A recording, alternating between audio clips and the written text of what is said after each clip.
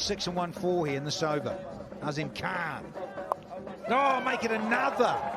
There's a bit of hockey for you, stick lovers.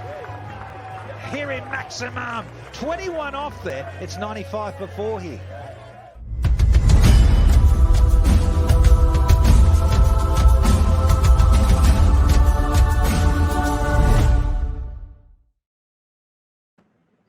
A little cricket, a little hockey, as long as it goes for 6, right? I mean, it's great. Yeah, it's funny what just comes in your head and you just flow with it because it's all happening. But here's stick lovers. So, he just wielding like a stick of rhubarb. It's just phenomenal. And to get it there, I mean, look at that. The modern player with the wrist work, and I know these bats are going about them, they're softly pressed and there's more of them and they're fatter edges and all of that. Like golf equipment, carters, the improvement of all of that sort of stuff. But incredible. And again, like guys will do that sort of almost like a dill scoop flick. I think Rashid Khan as well playing some audacious strokes there, whipping and having that flick at the end with the wrist.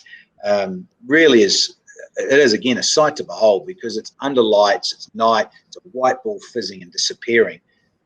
And great to see that pedigree again, like his famous father, Mohan Khan. You get that, and so it's lovely to see that filter through.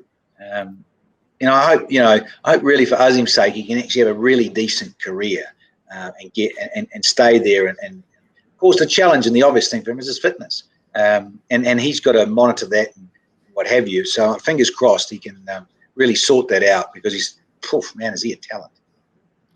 It's interesting you mentioned, of course, he is the son of former Pakistani wicketkeeper batsman Moin Khan, and Moin Khan played a load of short shots like that as well. Lots of sweeps, lots of these little, but this generation has just taken to it and just made it so simple and pleasing to watch. So I completely relate to what you're saying. But Danny, Azam Khan is also now in the Pakistan squad for the World T20.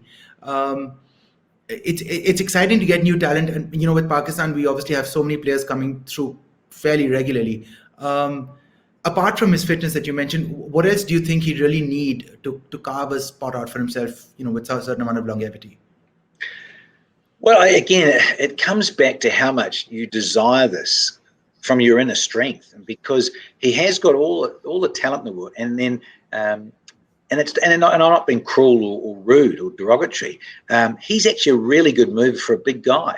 But if we're really honest about it, he could do with losing 20 or 30 kgs, and that's just a harsh reality because you're playing a summer code in the heat, whether it's in the subcontinent, the UAE, here in the Caribbean. You're going to suffer. And so I just only hope in a way that they can address that because you just see the difference in size of guys. I mean, I look at Rakeem Cornwall, a massive individual, like he's 6'5" or 6. He's a huge human.